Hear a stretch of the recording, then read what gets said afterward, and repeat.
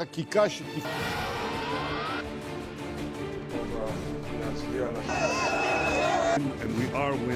Israel में गृह युद्ध छिड़ने वाला है। ये सवाल इसलिए उठा है क्योंकि नेतन्याहू सरकार के कई विरोधी नेता इजराइल में गृह युद्ध की आशंका जता रहे हैं। नेतन्याहू सरकार की ओर से लिए जा रहे एक फैसले को देश विरोधी करार दे रहे हैं।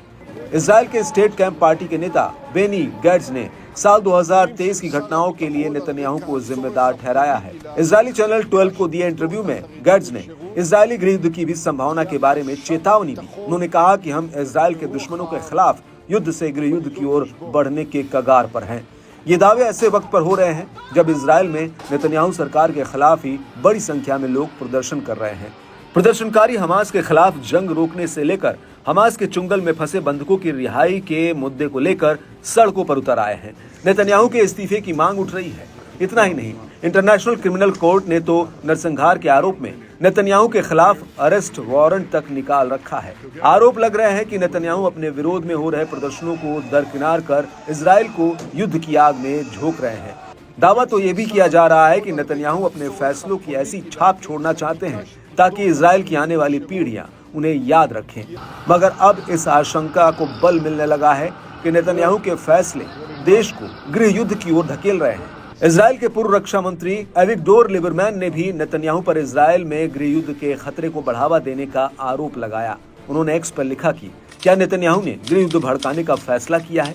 ईरान, सुप्रीम कोर्ट और अटॉर्नी जनरल के खिलाफ एक साथ लड़ना मुश्किल है।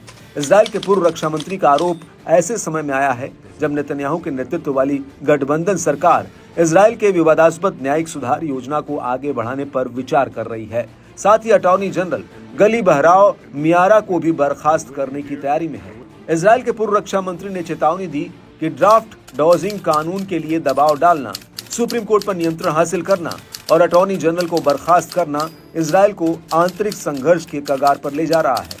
लिबरमैन ने इजरायलियों से अंदरूनी लड़ाई को रोकने की अपील की। साथ ही नेतन्याहू सरकार से बाहरी खतरों पर फोकस करने की हिदायत दी। लिबरमैन ने नेतन्याहू का ध्यान इजराइल के सामने मौजूद कई अन्य संकटों की ओर भी खींचा है। इसमें गाजा में बंधकों की रिहाई, सीरियाई संघर्ष और ईरान का परमाणु कार्यक्रम शामिल है। उन्होंने कहा कि इन चुनौतियों को सुलझाने की बजाय नेतन्याहू सरकार गृह युद्ध भड़काने का विकल्प चुन रही है।